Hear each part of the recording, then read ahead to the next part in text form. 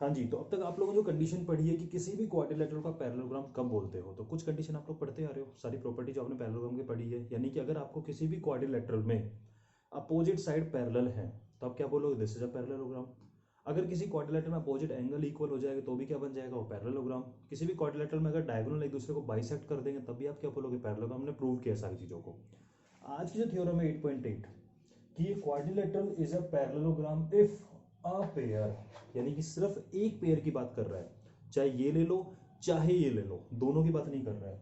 If a pair of opposite side, एक pair लेना opposite side का, अगर वो इक्वल है और पैरेलल है तो भी क्या बन जाएगा, पैरेललोग्राम। और इसको बोलते हैं least condition to be a parallelogram. मतलब कि किसी क्वाड्रिलेटरल में अगर इतनी सी बात भी हो जाए ना तभी वो पैरेललोग्राम बन जाएगा, हमें दो दो को चेक करने की नीड नहीं है। समझ रहे हो? तो इस बात का ध्यान रखना, आपसे डायरेक्टली ये थ्योरम का स्टेटमेंट देके ना पूछ के आपसे पूछ सकते हैं what is the least condition of a quadrilateral to be a parallelogram. मतलब क्वाड्रिलेटरल में कम से कम कितना हो कि हाँ पैरेललोग्राम है, भाई इतना तो होना चाहिए, अगर इतना होगा तो भी हम मान लेंगे पैरेललोग्राम है। ठीक है, तो हम उसी को पढ़ने वाले हैं। तो क्या पढ़ा हमने कि किसी क्वाड्रिलेटरल को पैरेललोग्राम कब बोल सकते हो, अगर उसके सिर्फ एक पेयर अपोजिट साइड का, सिर्फ एक, दोनों नहीं, अगर वो इक्वल यानी कि अपोजिट साइड इक्वल है और पैरेलल हो गई तो दूसरे वाले को देखने की नीड नहीं है, पैरेललोग्राम बन जाएगा। पहले इस बात को समझो डायग्राम में, फिर हम करेंगे इस बात का प्रूफ। यानी कहना क्या चाहता है वो, अब देखो डायग्राम हमने ऐसा क्यों बनाया, क्योंकि पैरेललोग्राम प्रूव करना है, तो शक्ल तो दिखनी चाहिए पैरेललोग्राम की।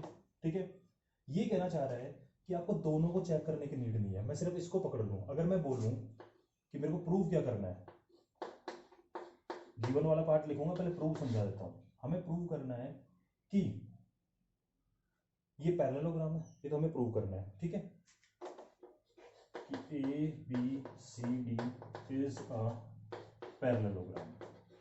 अब पैरेललोग्राम के लिए कंडीशन क्या क्या होती है, पैरेलल साइड प्रूव करना, जो भी हम देख लेंगे उस चीज को। ठीक है ना?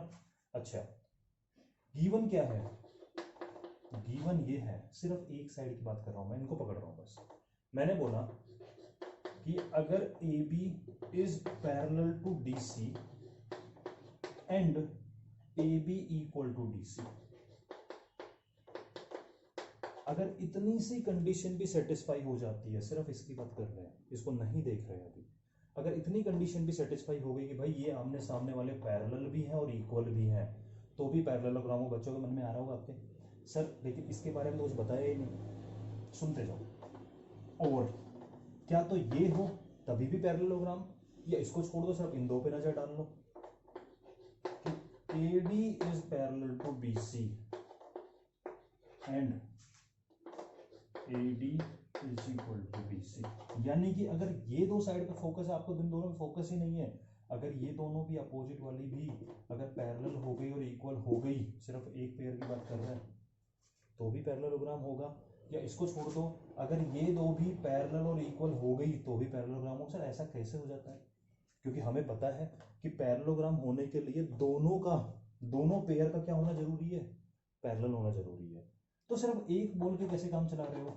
बिकॉज जब आप एक में, मैंने सिर्फ पैरेलल की बात नहीं कर रहा हूं, मैं कह रहा हूं ये दोनों पैरेलल के साथ साथ इक्वल भी हैं, और जब पैरेलल के साथ साथ ये इक्वल होती है तो ऑटोमेटिकली ये इक्वल और पैरेलल हो जाती है। समझ रहे हो? यानी अगर आपने सिर्फ इतना बोल दिया कि ये दोनों इक्वल और पैरेलल है तो ये ऑटोमेटिकली हो जाएंगी, वही तो हमें प्रूव करना है, ये ऑटोमेटिकली हो जाती है और बन जाता है पैरेललोग्राम।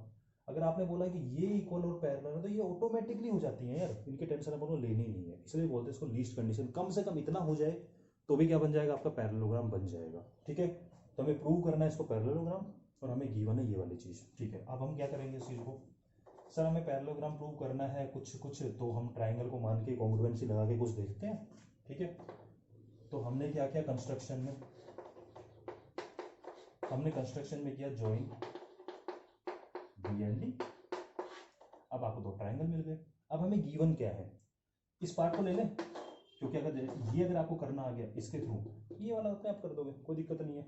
ठीक है, तो अपन कंडीशन में सिर्फ एक इसको लेके चल रहे हैं, बात दोनों के लिए सच्ची है, कोई दिक्कत नहीं है, चाहे इनको ले लो अपोजिट वालों को, चाहे इनको ले लो, एक पेयर लेना है कोई भी ले सकते हो आप। इन दोनों को ज्वाइन किया, हमें गिवन क्या है, सर ये दोनों इक्वल है, लो जी ये इक्वल है। दूसरी बात हमें क्या गिवन है, सर ये पैरेलल भी है। अगर दोनों पैरेलल हैं तो आपको जेड शेप नज़र आ रही है, हाँ जी नज़र आ रही है। इसका मतलब ये वाला एंगल इसके इक्वल होगा, ऑल्टरनेट इंटीरियर बिल्कुल होगा। ये पार्ट भी हमें गिवन, तो लिखो इस चीज़ को, इन ट्राइंगल एबीडी ले लो एंड ट्राइंगल बीसीडी, ठीक है। इन दोनों ट्राइंगल में A B is equal to D C है, देखो कॉन्ग्रुएंसी पे जा रहे हैं हम। इन दोनों ट्राइंगल में A B is equal to D C है जी, बिल्कुल है। ब्रैकेट में लिखना मत भूलना कि ये गिवन इंफॉर्मेशन आपको, ठीक है, ओके। क्या angle A B D is equal to angle B D C? बिल्कुल है।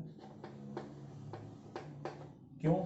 Alternate interior angles are equal. लिख लो इस चीज को पूरा, alternate interior angles are equal.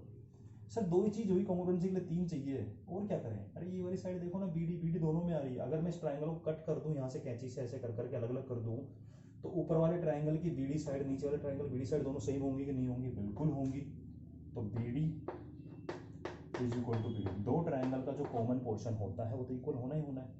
लिखो ब्रैकेट में कॉमन, ध्यान से देखो, यानी ये साइड खुद के इक्वल है, ठीक है।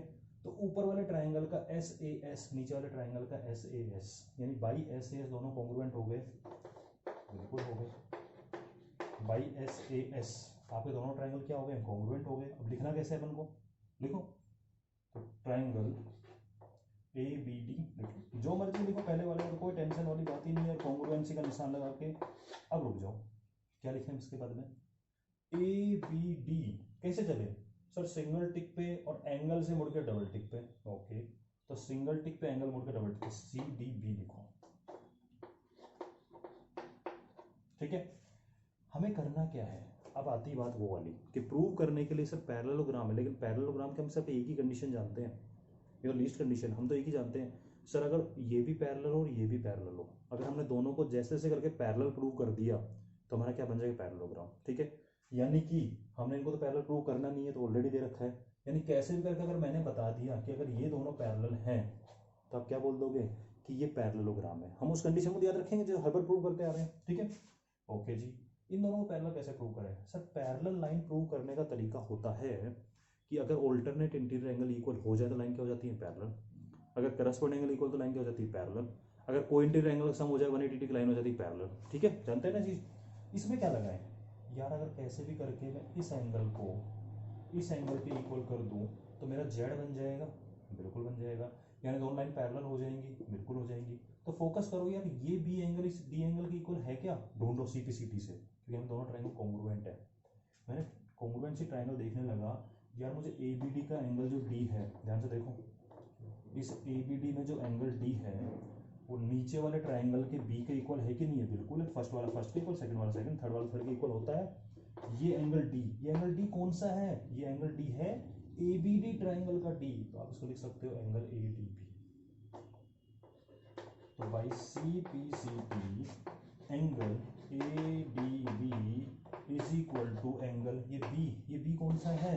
ये बी है नीचे वाले ट्राइंगल, तो आप इसको डी बी सी लिख दो या सी बी डी लिख दो, कोई लिख दो। ये इक्वल हो गए, यानी कि ये हमने इक्वल प्रूव कर दिए। यार ये इक्वल प्रूव कर दिए, ऑल्टरनेट इंटीरियर, अच्छा मतलब लाइन पैरेलल हो जाएंगी, बिल्कुल हो जाएंगी, ठीक है। तो वही तो हम करते आ रहे हैं, टारगेट ही ये है। हम जो चीज़ जानते हैं उसी तरीके से करेंगे। हम जानते ही हैं कि यार ये भी पैरेलल और ये भी पैरेलल, बन गया अपना पैरेललोग्राम, ठीक है। तो अब आप लिखोगे as alternate interior angles are equal, so AD is parallel to BC, ठीक है। Now as AB is parallel to DC given and AD is parallel to BC, we have proved, so this is a parallelogram। बात समझ में आ रही है? क्या कर रहे हैं? ब्रीफ सुनो जल्दी से। हमें बोला गया कि इसको पैरेललोग्राम प्रूव करना है, हमने कहा ठीक है कर देंगे, कोई दिक्कत वाली बात नहीं। ध्यान से सुनना इस चीज को, कर देंगे, कोई दिक्कत वाली बात नहीं है। कैसे करेंगे? अरे यार ये पैरेलल हो जाए, ये पैरेलल हो जाए, बन गया पैरेललोग्राम। बोल, लेकिन हमने इतना दे ही नहीं रखा आपको, हमने सिर्फ इतना दिया है कि कोई भी एक पकड़ लो आपकी मर्जी से, वो पैरेलल भी है इक्वल भी है। हमने कहा कोई दिक्कत नहीं है, आपने जो इन्फॉर्मेशन दी हम उसको डायग्राम में चिपकाएंगे, हमने चिपकाया डायग्राम में, अच्छा ये इक्वल है और पैरेलल है, इक्वल वाली बात मेंशन कर दी, पैरेलल वाली बात समझ के हमने ऑल्टरनेट इंटीरियर एंगल को मान लिया, इन दोनों ट्राइंगल को कॉन्ग्रुएंट प्रूव किया क्योंकि ये वाली हेल्प कर रही है बीच वाली।